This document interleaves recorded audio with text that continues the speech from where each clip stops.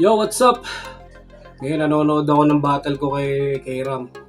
Marami ako naalala na naman dito.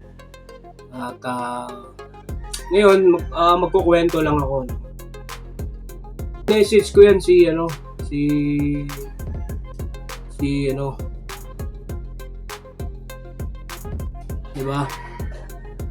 Na bakit kailangan pa mag-post, 'di ba? Pwede naman ako i-PM. Actually, di ko naman post yun eh. Comment ko yun. So, binura ko na, pinalala naman ang gusto. Actually, hindi naman talaga yun. Hindi naman magti-trending yun kung hindi niya pinost, di ba? Kasi, ang nag-like lang doon, 2, tapos 3 lang yung Tatlo lang yung nag-comment doon. Wala namang epekto sana, kaso lumala talaga. Kaya ang masasabi ko lang doon, sa akin, madali naman ako humingi ng sorry. Diba? Kahit sabihin na natin na post na gano'n, alam nyo, kung nasa battle rap kayo, talagang kahit ano dyan kahit tapos na battle, may mga ganyan pa rin Ako nga, tapos na battle namin ni Kairam, di ba? May mga coops pa rin na comment mga posting.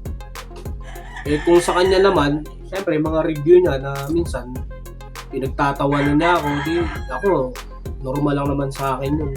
Hindi naman ako nagagalit kasi malawak din ang pangunawa ko. Kaso itong mga haters nagpapalala.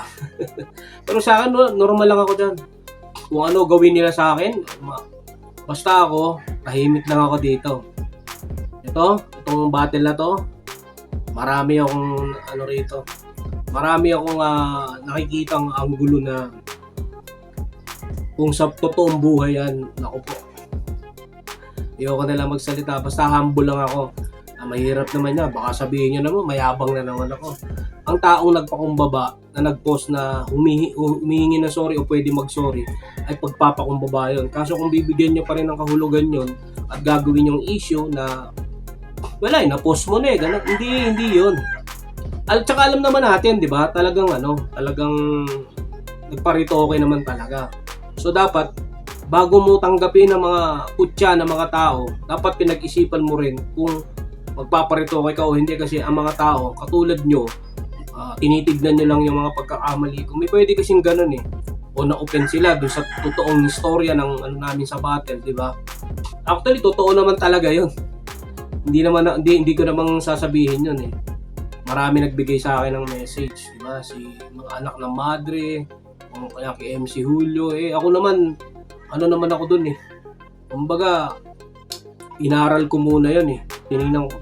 Saka hindi rin naman ako kumukuha ng info pagka hindi talaga totoo. Pero sa akin, kung totoo man o hindi, kung nasaktan ka, nasa sayo yun. Ako nga, di ba? Hindi naman napatunayan na ng gasa ako Bakit ako nasasaktan? Hindi ako nasasaktan kasi may pinangahawakan ako. Meron akong papel, di ba? Meron akong panalo sa korte. Kaya kahit anong sabihin ninyo, kailangan kaya mong patunayan. Kung hindi, pwede naman tayo magkita sa ibang bagay, di ba?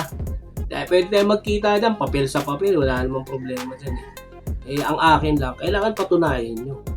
Kaya kung babanatan nyo ako ng kung ano-ano dyan, hintayin ko na lang yan. Kayo naman, anong akala nyo sa akin? Tatanga-tanga. Bahala kayo rin. Di naman ako mapapagod, di naman ako ma-stress, kayo naman. Kaya yun lang sa akin. Hindi naman ako taong masama, tandaan nyo yan.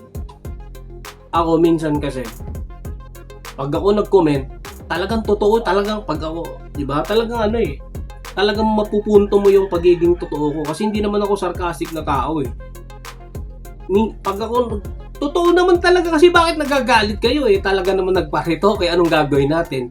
O anong masama doon? At least kaya mo magparito ko, magpaganda. O, di ba?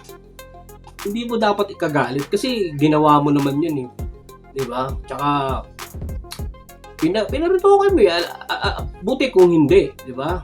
Alam naman ng sambayanan kasi pinopost mo rin naman. Ano problema doon? Hindi mo naman kailangan ikagalit yun. Dapat nga matuwa ka dahil yung asawa mo, pinaganda mo, di ba? Pinaganda mo dahil sa paparitoke mo, di ba? Hindi mo kailangan masaktan. Nasa battle rap ka, kung saan kupalan, tapos na battle na niyo.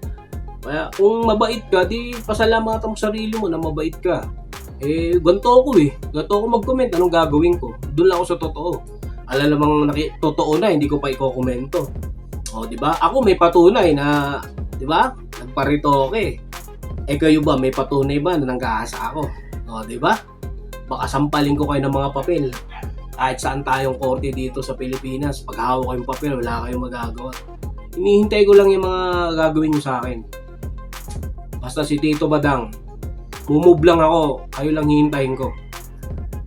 Ingat. I love you.